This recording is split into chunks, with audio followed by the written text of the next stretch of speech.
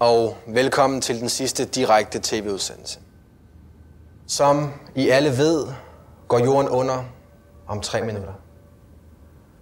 Og vi skal alle dø. Det er nu godt et år siden, at videnskabsfolk opdagede en kæmpestor meteor, der har kurs direkte mod jorden. Beregninger viser, at den vil ramme i dag og udslette alt liv på kloden. Trods flere heltemodige forsøg er det desværre ikke lykkedes at standse meteoren. Og nu er tiden kommet. Alle mennesker på kloden har modtaget en grøn pille, der er specielt udviklet til denne dag. Pillen virker særligt beroligende og vil hjælpe jer med at komme bedst muligt gennem de sidste vanskelige minutter. Regeringen anbefaler, at alle tager pillen.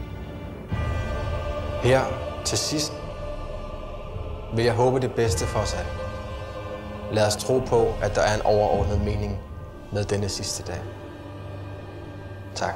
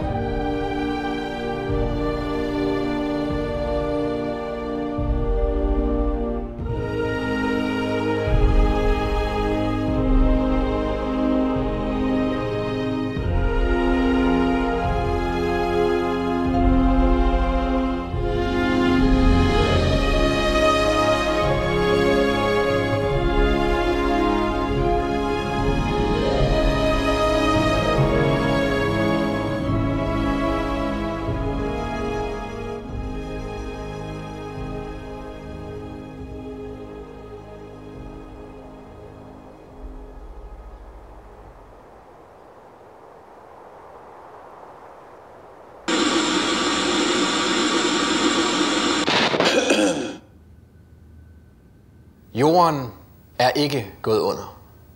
Jorden er ikke blevet ramt af en meteor. Der har aldrig været en meteor. For godt et år siden opdagede forskere, at den globale klimaforandring forårsaget af mennesker er langt værre end først antaget. Og om bare 10 år vil jorden være ubeboelig. Det virkelige problem er, at vi er for mange mennesker. Og den eneste redning for jorden er at reducere planetens befolkning væsentligt. I al hemmelighed mødtes verdens ledere for at finde en løsning. Historien om meteoren blev skabt, og der blev lavet en grøn, beroligende pille til alle. Men den grønne pille virker ikke beroligende. Den er dræbende.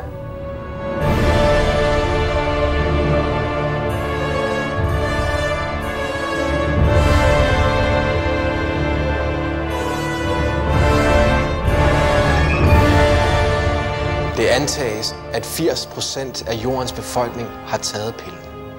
De er nu døde. Det har været en svær beslutning,